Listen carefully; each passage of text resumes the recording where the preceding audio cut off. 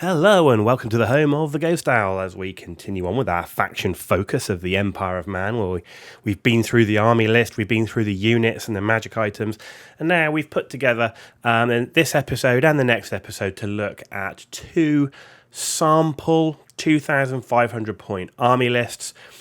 Must reinforce this. These army lists are not supposed to be meta or ultra competitive. They're supposed to be fun army lists with a variety of units that can be all comers, but they can still do well on the tabletop, but they're not designed to just pick the most efficient unit, spam it over and over. And they're also designed to be a little bit different from each other. So the first list a little bit different from the second, just to give a different flavor. So these lists, in my mind, and certainly for me, they're fun to play. They're great all-comers lists. They're good for pickup games, and they're not just going to get smashed in sort of turn one, turn two sort of thing. So that's the thing to remember. This is not ultra competitive list. I have had some feedback on the others going, well, this isn't the best and that's not the best. Well, it's not supposed to be. It's supposed to be a fun list. So let's take a look and have at this first list.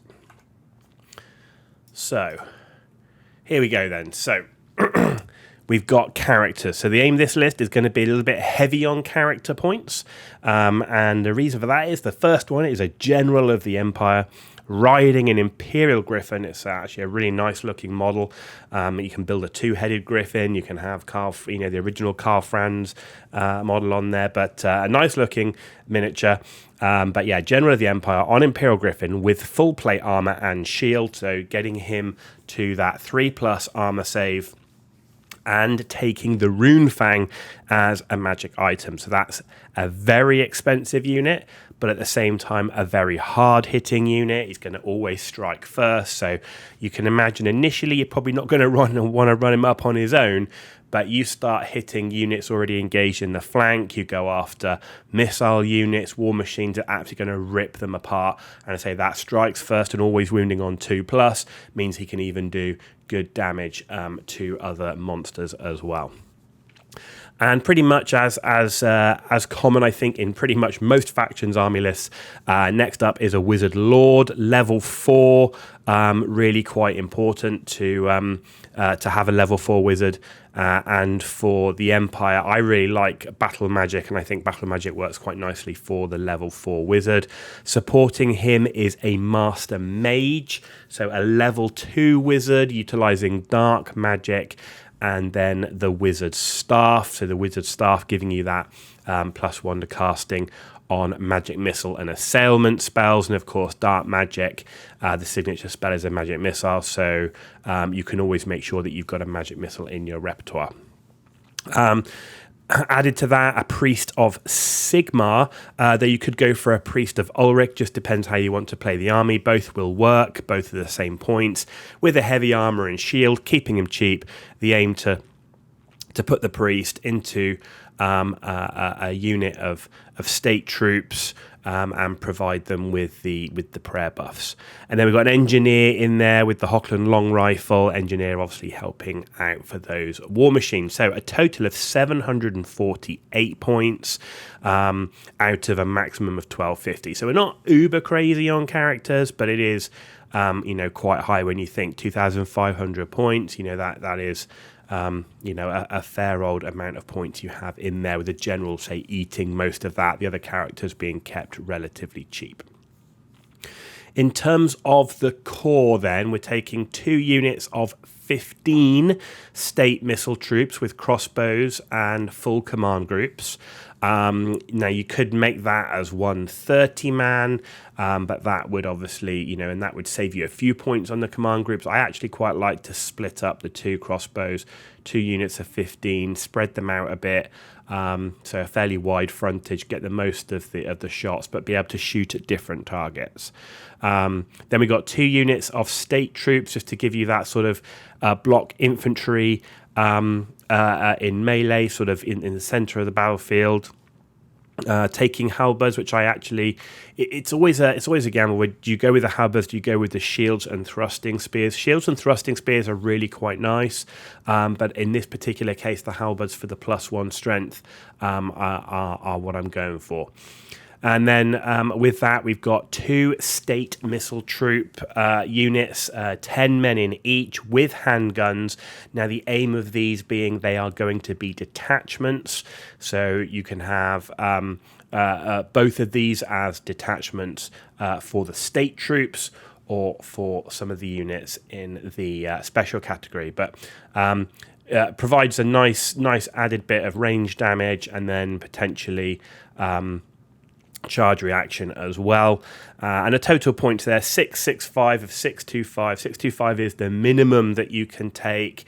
So in a 2,500 point army, so we're just slightly over that. I do like to try and minimize the amount of points spent on core in an Empire army. It's certainly in this style of Empire army. Next up in the special category there, we've got a unit of 20 greatswords, full command group, drilled, and the Razor standard. Could be another place for your priest to go to buff those greatswords, and maybe you add a detachment of handgunners. I think you just have to decide how you want to use the army and how you want to use those detachments and characters. But certainly great swords, a good unit, just being aware of the fact they are obviously using great weapons. Razor standard there, giving them a bit extra AP, and drilled to allow them to march within 8 inches, and a free redress to ranks, which I think is useful. So good chance to play around with the regiments and detachment system, I think, with the handgunners. Next up, 10 Inner Circle Knights, because so far everything we've seen, other than the general on the Griffin, is relatively lacking in mobility. I do tend to play gunline defensive style, but 10 Inner Circle Knights, they're heavy cavalry, taking them with lancers, giving them stubborn, and giving them the Rampager standard so they can re-roll those charges. And the fact they're re-rolling their hits as well. It's a decent, tough unit. 10 is pretty reasonable size unit as well. So, you can go 5 wide and an extra rank. And I think it's always nice to have a hard-hitting mobile unit, and I think the Inner Circle Knights do a good job of that for a reasonable amount of points. So that would take you to a total of 689 points of the maximum of 1,250. And then moving into the rare category at the end there, taking 1 steam tank, because steam tanks are just cool, and giving the commander the Hochland long rifle, and then taking a Hellblaster volley gun. This is where your engineer's going to be going. Engineer's going to be babysitting that, making sure that you are re-rolling those artillery dice and using his ballistic skill. So not too much in the rare category, but the steam tank is expensive. So you're already up to 395 points out of 625. So you can see there you've got 3 sort of good block infantry units with the state troops and the great swords, supported by crossbowmen, handgunner detachments, and then the Hellblaster volley gun. You've got the priest there to buff one of those infantry units, the wizards to go in the crossbowman units, and then obviously you've got your Inner Circle Knights and the general on the Griffin to make sure that they can provide mobile, heavy hitting melee damage either on the flanks, ideally supporting those already engaged units. Actually quite a low amount of artillery for me, taking 1 Hellblaster volley gun, but a nice weapon for dealing with those tougher units, being strength 5, lots of shots, decent AP. That's going to be useful for going after sort of more heavily armed infantry or sort of monstrous infantry, cavalry, that sort of thing. And then the steam tank, again, providing some of that artillery fire, the cannon there to deal with tougher units, and the breath weapon to deal with some more massed infantry. So there you go. That is a sample 2,500 points army list for the Empire of Man. Fun to play. Reasonable performance on the tabletop. Certainly not the most competitive. Certainly not min-maxed in terms of efficiency. This particular list is slightly heavier on the characters and slightly less heavy on things like the artillery pieces, but it definitely covers a broad range of capabilities with cavalry, missile infantry, main infantry, artillery pieces, and some tooled up characters.